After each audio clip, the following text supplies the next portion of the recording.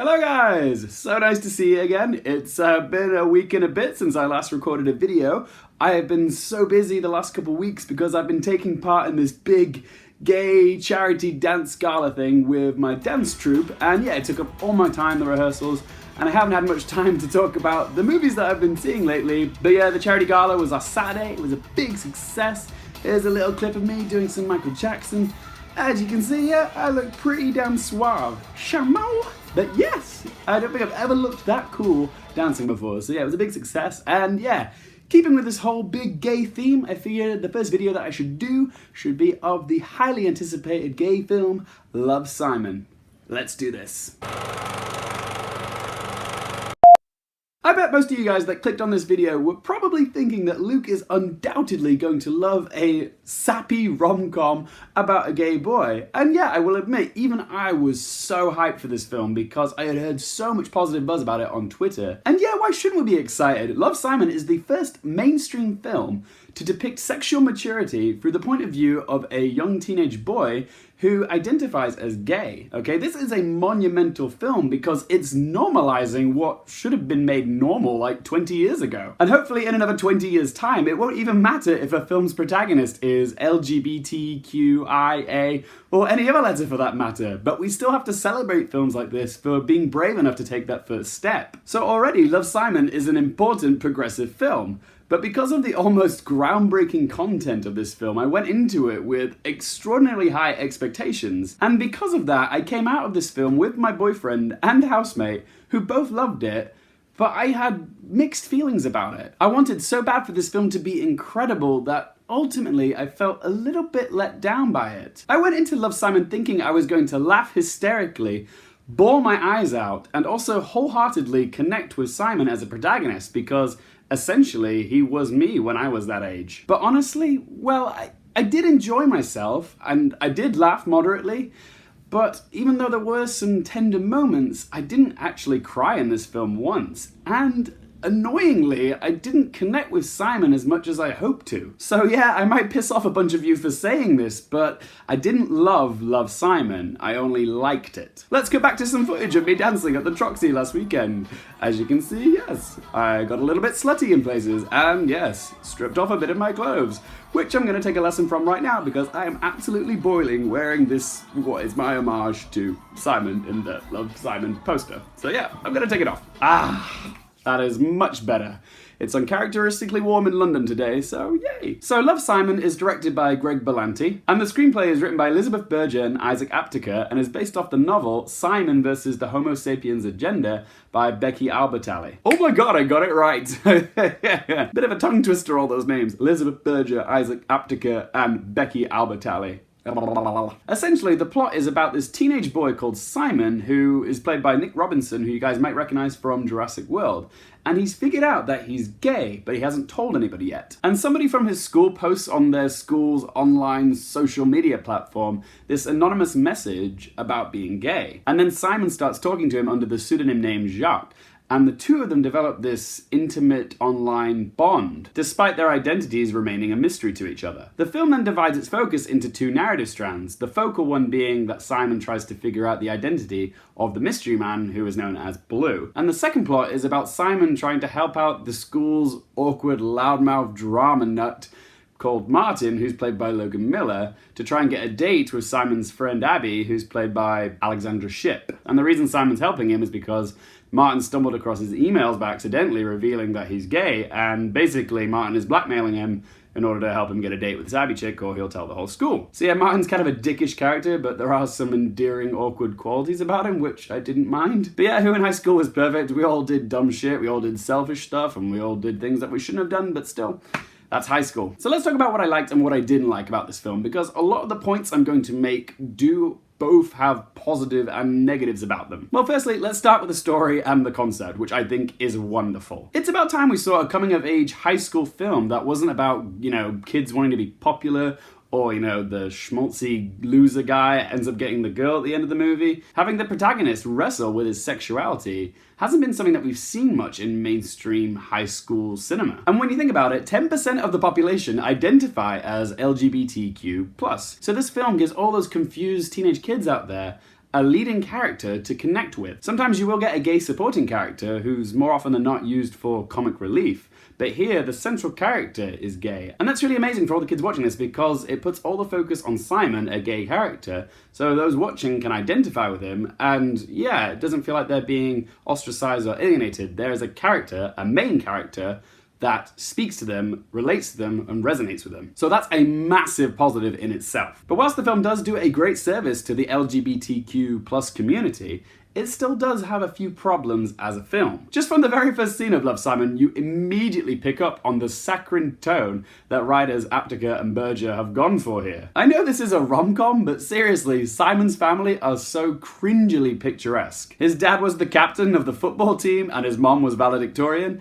and his little sister is also a wannabe chef, so it's kind of like a postmodern version of the Brady Bunch. He's had a happy upbringing in his idyllic household, but for me, it's kind of like watching somebody put candy floss on top of ice cream and then whipped cream and then sprinkles and frosting and stuff on top of it.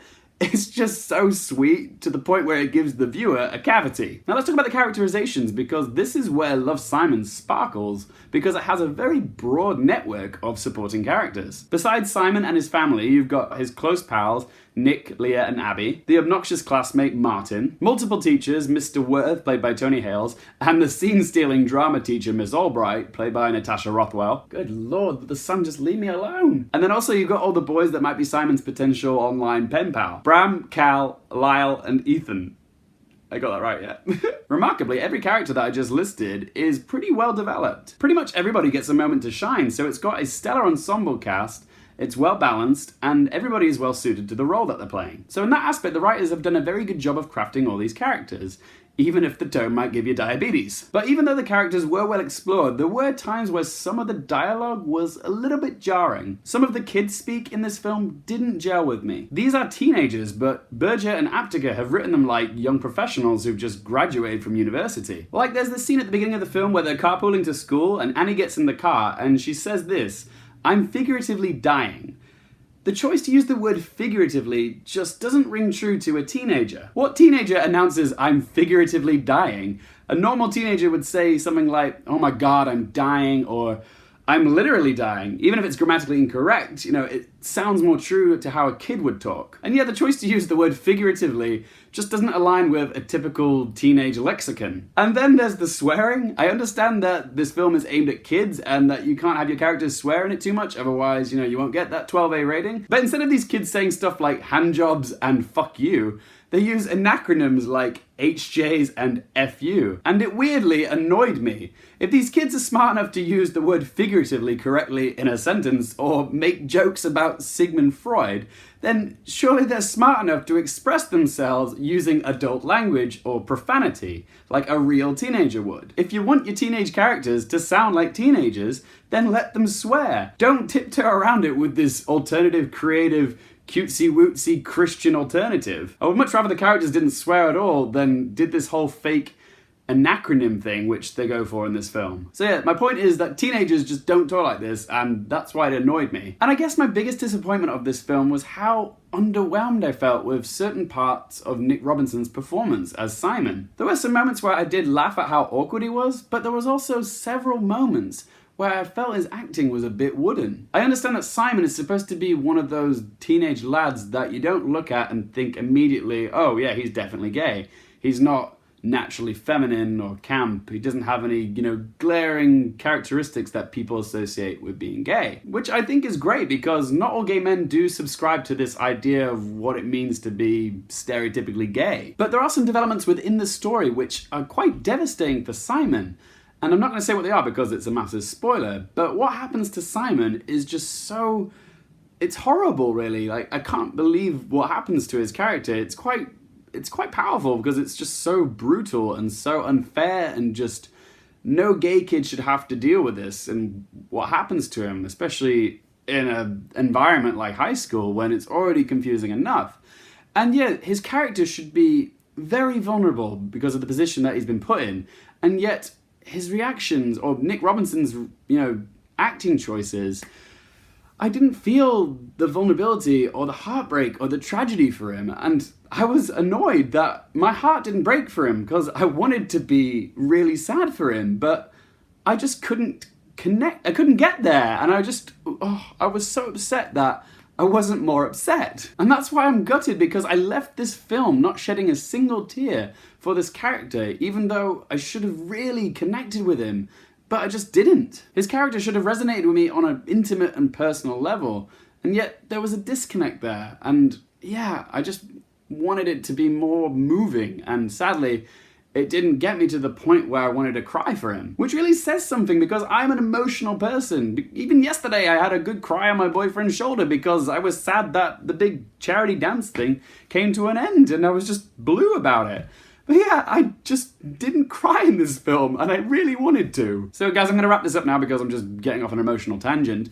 But I will say this, I did enjoy this film. There were some funny moments to really enjoy, some really good supporting characters, particularly Miss Albright. God, somebody give that woman her own movie. There were some really tender performances, particularly from Simon's parents, who are played by Jennifer Garner and Josh Duhamel. Yeah, they were both very impressive. And I absolutely applaud this film for its message about LGBT characters and how it teaches you to love yourself, accept yourself, embrace who you are. This film will have a ripple effect to all those confused teenage kids out there trying to figure out who they are, who they love, who they're attracted to. And you know what? I wish I had a film like this when I was going through adolescence, because it would have been a comforting security blanket knowing that there's other people out there going through the same things that I was when I was that age. It may be extremely sappy, but at the same time, sometimes it's nice to enjoy a bit of sap. So let's ask those 3 questions. Would I watch this again? Yes, I think I will watch this again at some point, because I think I probably will appreciate it more on a second viewing now that my expectations aren't so high. So yeah, I think I probably would appreciate it more on a second viewing, kind of like I did with The Last Jedi. Would I recommend that you guys go watch this? Yes, I would definitely say this is worth checking out. It's an important film, it's progressive, it's got great positive messages, it's heartwarming, it's sweet, it's charming. You know, it may be overly sweet, but you know, it's still very much an enjoyable watch. And yeah, go watch it, guys. It's lovely. And what score am I going to give it out of 10? Well, like I said, I didn't love it, I didn't hate it, I just liked it, but I'm going to give Love, Simon a score of 6 out of 10. And my quick question for you guys today is, what is your favourite coming-of-age film? Can be gay, can be straight, but what film did you watch growing up that resonated with you the most whilst going through adolescence? Whatever you think, be sure to let me know in the comment section below, and if you do like these vids, please don't forget to click that subscribe button. Thanks so much for watching, guys. For more things related to movies, TV, and popcorn culture, I'm Luke Hitfield, and I'll see you next time.